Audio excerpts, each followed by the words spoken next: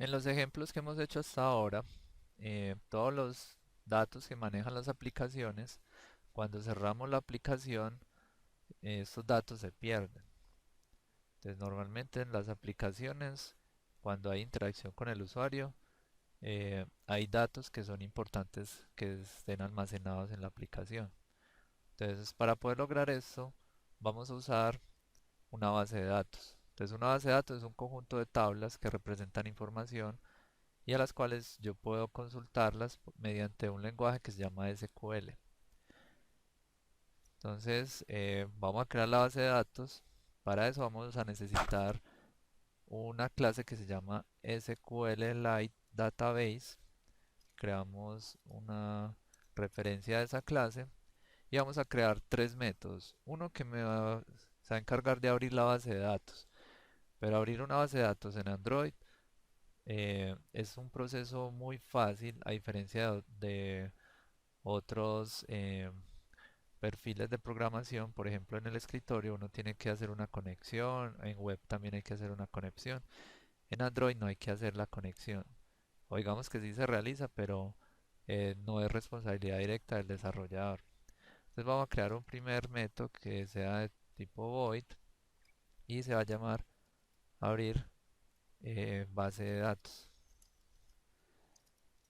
Y lo que vamos a hacer acá es que a db le vamos a poner open or create la base de datos que queremos crear. Vamos a llamar la lista y luego entonces le vamos a poner el modo que es private y por último le pasamos el parámetro null. Entonces aquí ya creamos una base de datos, eh, database lista. A continuación, eh, bueno, y cada vez que se crea, entonces vamos a ejecutar la siguiente consulta. Entonces lo que vamos a hacer es que vamos a crear la base de datos si no ha sido creada. Entonces utilizando SQL, create table if not exist table o tabla lista con un solo campo que va a ser un ítem y es un var varchar. Entonces ahora sí. Eso si no está creada esa tabla, me la creo. Entonces ahora necesitamos un método que me permita insertar datos. Entonces insertar, en este caso le va a llegar un string que va a ser el ítem. Entonces voy a ejecutar la siguiente secuencia de SQL. Entonces voy a poner insert into la tabla lista, los values. En este caso el value. Como es de tipo char, tengo que ponerle una comilla simple. Acá pongo el ítem en minúscula. Luego cierro comilla simple, cierro el paréntesis y punto y coma. Entonces en este momento ya eso sería suficiente para insertar. Y por último necesitamos otro que se llama cargar datos, que se va a encargar de poblar eh, esta, este array list de datos que va a tener una lista donde vamos a poner la persistencia de datos. Entonces acá lo que debo hacer es crear un cursor y ese cursor va a obtener una respuesta que de la siguiente consulta: select asterisco from la tabla lista,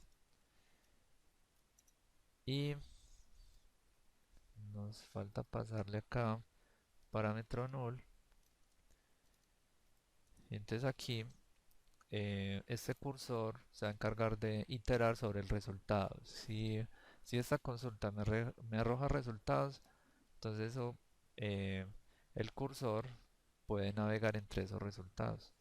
Entonces se tiene que mover al principio y voy a ejecutar un while mientras que c.isAfter first al adapter le voy a agregar el c.getString, me retorna el string, recuerden que el string es porque el ítem es de tipo chart y los varchar son string en las bases de datos. Y ya aquí finalmente le digo getColumnIndex y le paso que me dé la columna donde está el ítem. Y algo muy importante que no se les puede olvidar es poner a mover el cursor a la siguiente posición. Si no hacemos esto, se queda en un bucle el programa.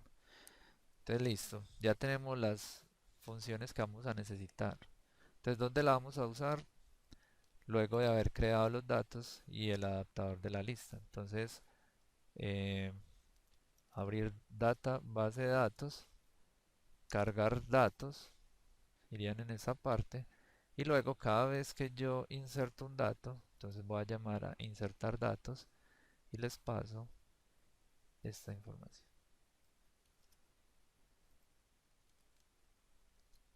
Entonces vamos a probarlo ya en el emulador. Aquí inicialmente miren que no me carga información. Entonces yo le pongo ítem 1, lo agrega acá y si yo detengo esto, vuelvo y ejecuto, abro el programa,